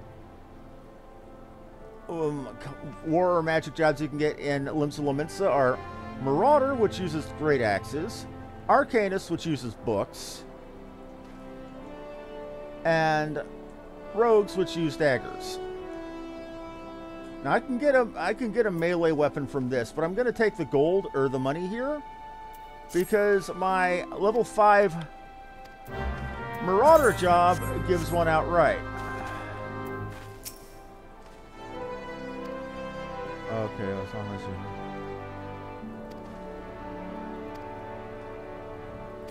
their attention. And that just gave me level 6. Okay, attention to capable adventure. Want that adventure be you. Lurkers in the grotto. Da-da-da. Task for a competent adventurer. Okay, what time has it been? Okay.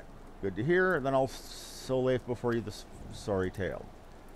You've heard rumors of abductions. Citizens have been disappearing from every corner of Limsa Lominsa as if plucked from the face of Hydaelyn, boots and all by an unseen hand. And what's this got to do with Summerford Farms, you might ask? Well, that remains to be seen, but I've seen a collection of bright unsavory fellows with azure tattooed faces have been creeping up to the edges of the fields and spying on my yeomen. Now, I doubt anyone would be enjoying being scrutinized by such savages at the best of times, but their farmhands are convinced they're the kidnappers of the rumor, come for their hides. Needless to say, they're beside themselves with worry, and their work suffering for it, which is the very last thing I need when my old crewmen are still getting used to their new jobs. It's a struggle to leave them struggle to get him to leave the farmhouse of a morning. That is, as they say, where you come in. Will you be willing to investigate these thugs for me? Sure. Oh, the sooner we get to the bottom of this, sooner the place will start to resemble a working farm again. Just by having a good look at Seasong Grotto, if the reports to be believed, our unwelcome visitors are occupying the place. Be careful, though, Baldwin. I couldn't say for sure what manner of miscreants we're dealing with here. If they are the kidnappers, well, just be on your guard, all right. Now, what I'm going to do, at this point, I'm going to go return to Limsa Lominsa, and I'm going to go get my Marauder level 5 quest.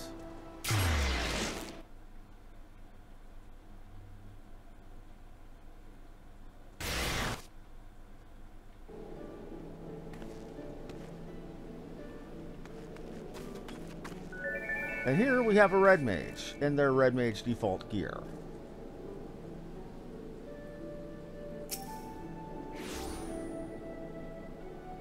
I want that.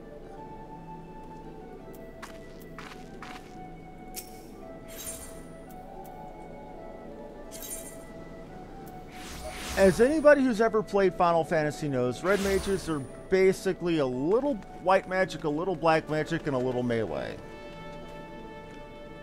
From what I hear in this game, that's exactly what they are. Though, I also know Final Fantasy 14 players.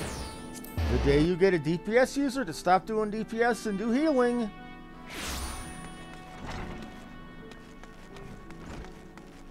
is the day you catch me walking down Main Street of the town I live in, butt naked with a dirty baby diaper on my head. That just does not happen. I mean, ask any white mage you know how many times they've had a bard refuse to cast Mage's Ballad because that'll make my DPS go down. And you approach me with a Marauder strike determined on swerving. Bereft of hesitation that marked our first meeting, I am pleased. Time for you to new stage in your train. Now what sets the axe aside from Gladius or Dagger? It's raw, unstoppable destruction brought on by its thick, heavy blade, and that overwhelming power can only be properly directed by extraordinary physical strength. This is where we come to for the day of this lesson. Such strength as a Marauder must possess is developed through traditional method passed down through generations in the guild. A method that you too shall be taught to employ. Present yourself to Bronbar in the practice area downstairs, and she'll instruct you further. Basically, what makes us different from gladiators is that we are stronger. And you better believe me,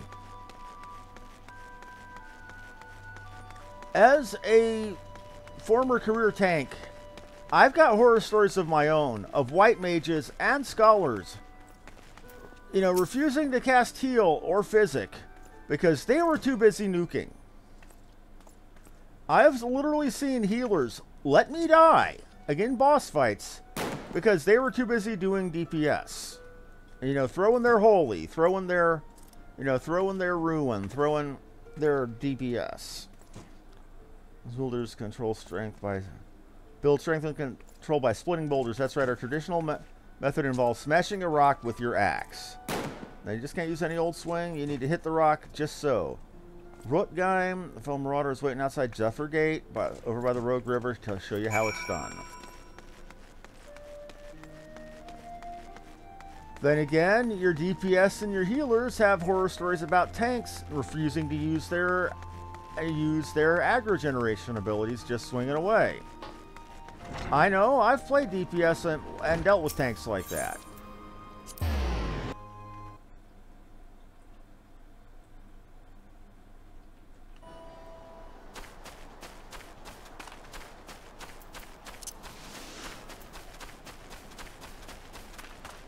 But yes, they legitimately want me to build my strength by swinging an axe at a boulder.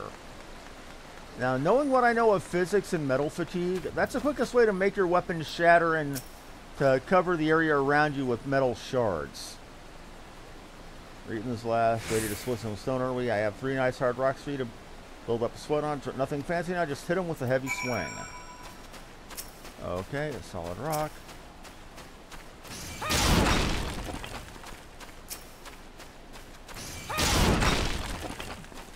I'm literally just breaking rocks in the hot sun. Well, the hot moon at this point.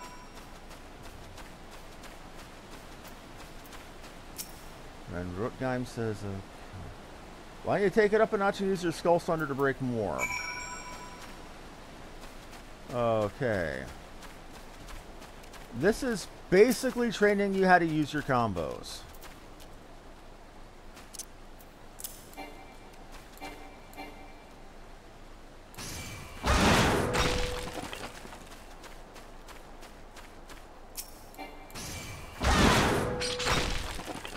They're not having me use my... Ooh, Berserk. I don't remember this when I used to play Marauder. Reduces attack power by 30 seconds, and it's only a 20-second duration. What's a recast? 60 seconds. That is not bad for a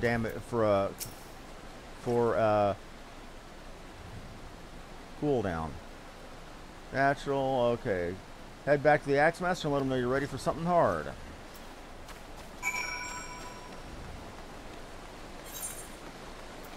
Okay. Weird, the only traits they have are enhanced vitality.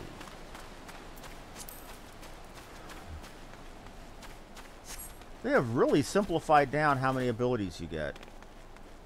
Because I remember back in the battle days, I had 3 slots full of... I had 3 bars between my class abilities, my cross-class abilities, my job, stuff that I got from questing, and the various tools I needed for, or slots I needed for potions, for marking, and for everything else. Now it looks like a stamina been cut in half. I like that idea. I really do.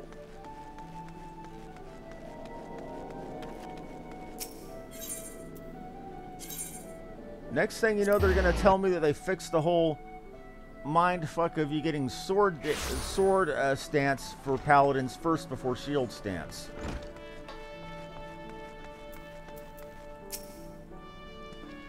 Okay, as a training, loosen your muscles and focus your mind. An urgent request for help. Red Rooster Stead, I have chosen you to respond. It appears a hostile group of Megalo crabs has unwittingly elected itself the next test of your progress.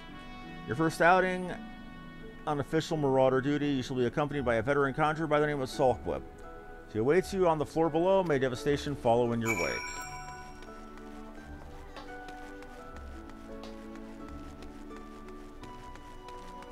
They're sending me out with a conjurer, which means a healer.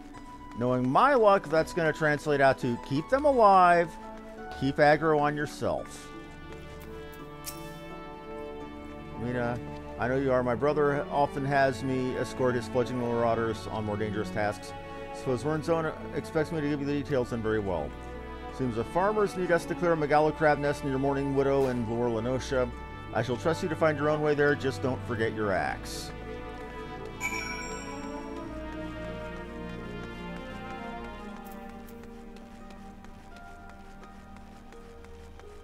Okay. So I need to go kill a bunch of giant enemy crabs. And this said down by in Lower Lenosha.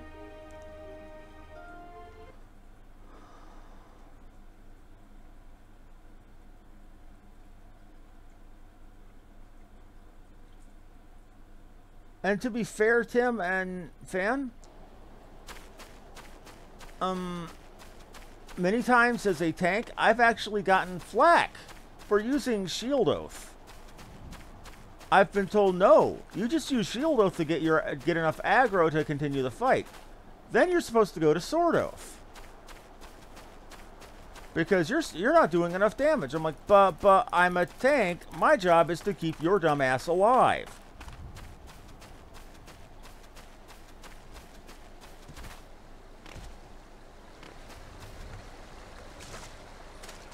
Apparently some people have the idea that because they only have 4-person parties in this game, that even the healers and the tanks are supposed to contribute to the DPS. I don't understand that.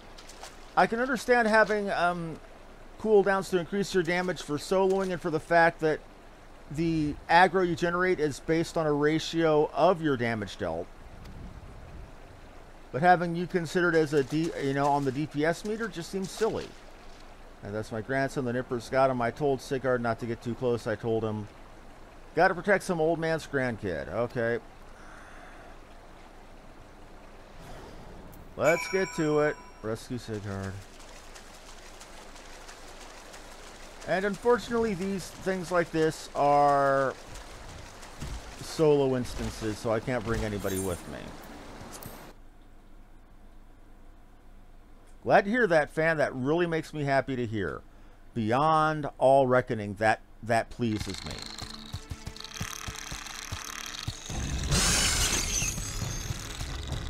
Hey, Crab, I got a stick of butter with your name on it, shithead.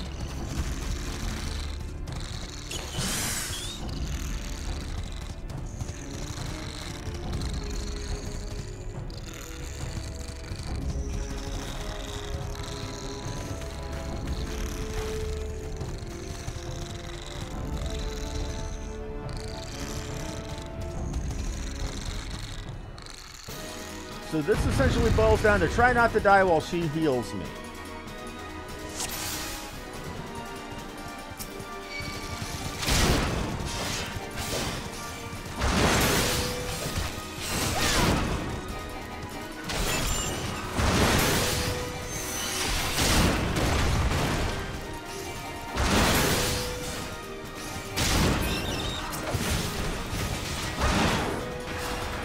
Yeah, I won't be able to do any sort of meaningful damage to that giant crab.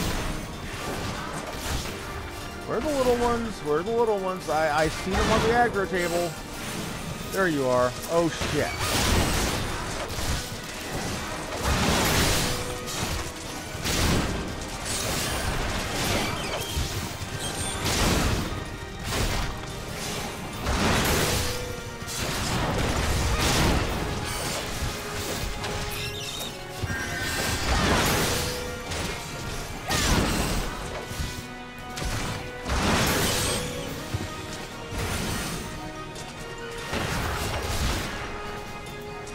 There's room for one more. Can't let the novice have all the fun. And here comes an actual higher level.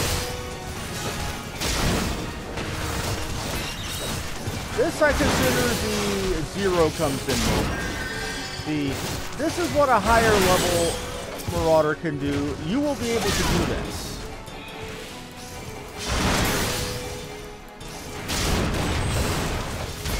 And that is actually one thing I do like about the game quite a bit. Is whenever you do these job and class quests like this, you always see that the NPCs of whatever faction you are that are higher level than you will inevitably be able to get whatever gears that they are wielding.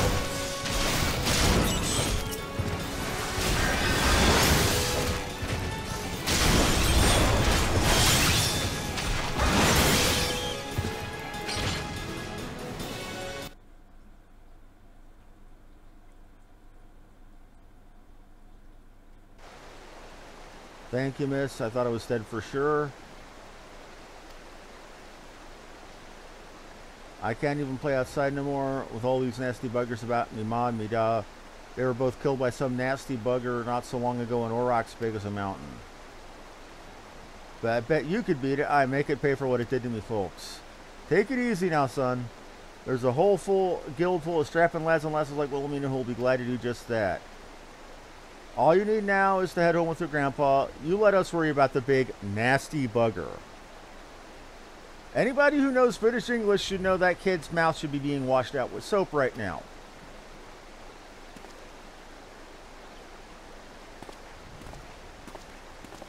But you can see by what this character is wearing, this character right here, one of the big draws that pulled me to Final Fantasy XIV back in the 1.0 days. You don't have to look like a skank if you're playing a female character. You can if you want to, but you don't need to. And you see with this guy having the bare chest in his harness, it's equal opportunity. Consider this first duty a success. It's time you headed back before Worm's Zone begins to worry. I left your corpse for the crabs.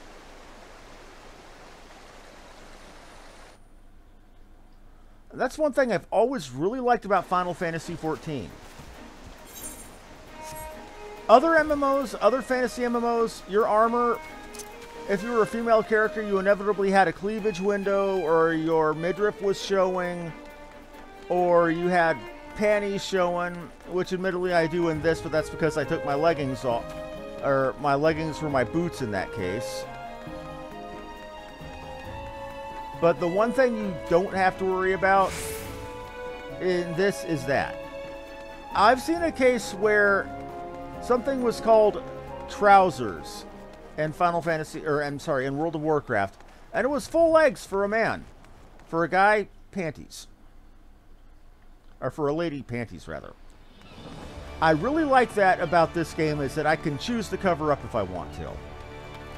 I know that sounds like a dumb thing to worry about, but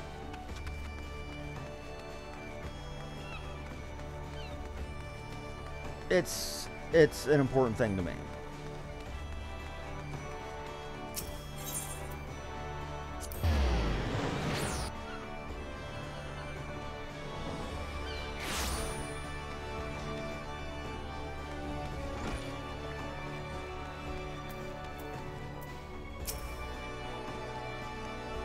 And so you shatter the shells of the megalo crabs and save the life of a child into the bargain. Thus does our violent craft prove its merit. Well done, Wilhelmina. Though no longer a threat to the farmers, you should know that it is unusual for such crabs to be found near the stead. By all accounts, the creatures were ousted from their usual feeding grounds by a more fierce beast. The beast of which I speak is a known terror in the lands of Lenosha, ever seeking to expand its territory, and that boy's parents were but two of many victims to fall to its rampages. It is a threat that must be dealt with ere long. Do thoughts of vengeance flow through your mind, nurture those urges, but do not act on them. This monstrosity is far beyond your present skills. If you'd answer this lad's cry for revenge, then you must grow stronger. Become the raging behemoth this challenge demands. Okay. Got my war axe. I'm going to take the custom-made cuirass, which is, again, more defense. And let's put our new stuff on, shall we? New axe has more damage, and it's got a point of strength on it. It's an axe made of bronze, and if you look closely enough, you can actually see hammer beats on it. That's a nice effect. That's a nice little bit of texturing they gave it. I like that. And this is my custom-made cuirass. So you see, again, I'm covered up. I like that. I really do. Now, it's been right at about 2 hours.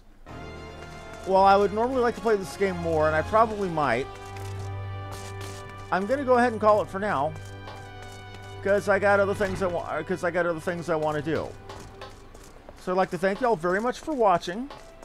Like, follow, and subscribe if you enjoyed the show. This has been Harmony Muse. Thank you very much for watching, and have yourselves a wonderful day.